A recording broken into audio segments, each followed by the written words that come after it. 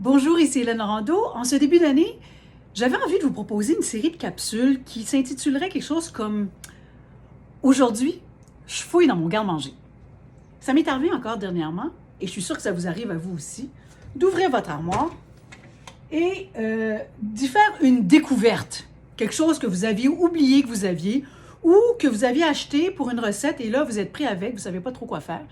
Donc, ça m'a inspirée et je fais la même chose de mon côté. Alors, on va partager nos bonnes idées ensemble. Et je commence aujourd'hui avec ce petit sac que j'adore. Et avec ces petites perles, on va se faire un bon tapioca. Pour ce faire, le chiffre à retenir, c'est 3. Vous aurez besoin de 3 cuillères à soupe de sucre, 3 cuillères à soupe de tapioca, 3 tasses de lait, un œuf et un petit peu de vanille. Je vous explique comment faire. Normalement, je ferais tout directement dans ma casserole, mais pour les besoins de la cause, pour que vous puissiez voir et que l'inox, c'est pas tout à fait transparent, je vais le faire dans un bol en verre comme ça, de façon à ce que vous voyez ce que je fais. Mais je vous répète, normalement, je ferais ça directement dans ma casserole. C'est une recette que j'ai dû faire, je dirais pas des centaines de fois, mais certainement plusieurs dizaines de fois. Mes enfants en raffolent. C'est le genre de choses que je faisais comme collation au retour de l'école. Parfois même, on en mange au déjeuner. C'est un petit dessert sage parce que c'est un dessert à base de lait. Alors, un œuf, j'ai dit 3 cuillères à soupe de tapioca et ça peut être des cuillerées assez combles. Ensuite, 3 cuillères à soupe de sucre. Ça, j'en mets pas trop. Vous allez voir que le tapioca va être suffisamment sucré.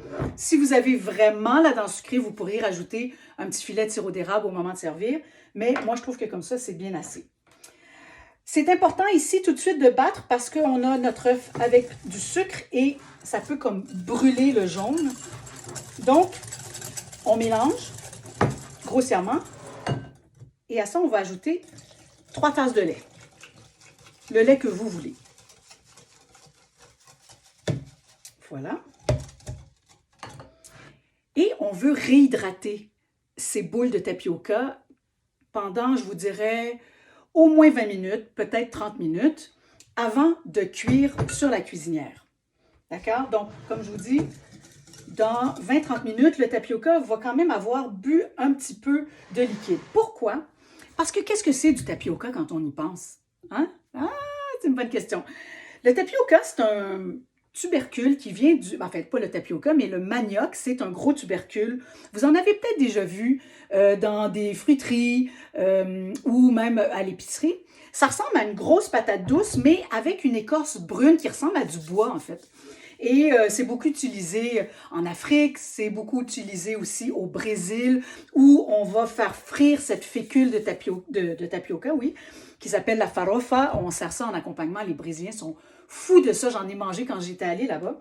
Mais ici au Québec, il y avait les familles qui mangeaient du pudding au riz. Il y en avait d'autres qui mangeaient du blanc-manger. Il y en avait d'autres qui mangeaient du pudding au tapioca. Et chez nous, c'était les 3. Parce qu'on raffole des desserts au lait. Ce sont des desserts, bien sûr, qui sont quand même nourrissants. Oui, un peu de sucre, mais... le tapioca va servir, dans le fond, d'agent épaississant parce que dans notre tubercule de manioc, il y a beaucoup d'amidon. Et c'est ça qu'on va aller récupérer pour faire nos petites boules de tapioca. Il y a le tapioca beaucoup plus gros. Ça, c'est comme une autre technique. Alors, c'est pas de celui-là dont il s'agit ici. Alors, c'est le temps de cuire le pudding. Après une vingtaine de minutes, puis vous pouvez laisser la température de la pièce, ce n'est pas assez long pour être dangereux. Vous allez le mettre sur un feu moyen élevé, pas plus, parce que, rappelez-vous, il y a de l'œuf là-dedans et vous ne voulez pas que ça colle. Ça m'est déjà arrivé plus d'une fois, entre autres quand j'avais voulu doubler la recette, et là, il faut vraiment surveiller. Ça se fait doubler, mais il faut vraiment avoir une casserole à fond épais pour pas que ça colle. Parce que sinon, ça donne un goût de brûlé et vous ruinez votre tapioca. C'est très important de l'amener à ébullition en restant à côté de la cuisinière et en donnez un petit coup de fouet ou de spatule de temps en temps pour être certain que ça n'adhère pas. Et pendant ce temps-là, vous pourriez préparer vos petits ramequins. Alors, peu importe le format que vous choisissez, moi, c'est tout ce que j'ai ici. Ce sont des petits ramequins. Et un petit truc que je voudrais vous donner, si vous avez envie de les démouler. Moi, j'aimais beaucoup ça quand j'étais petite, démouler puis avoir mon petit tapioca dans mon assiette. Un truc très simple.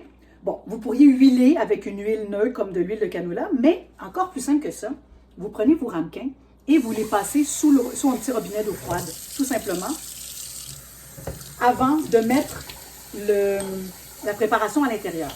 Donc, je les ai remplis d'eau froide, je les renverse sans trop les égoutter parce que, qu'est-ce qu'on veut? On veut qu'il reste des gouttelettes d'eau au fond de mon récipient parce que ça va empêcher la préparation d'adhérer parfaitement aux parois et ça va faciliter le démoulage. Alors, on pourrait faire ça en attendant. Petit coup de fouet.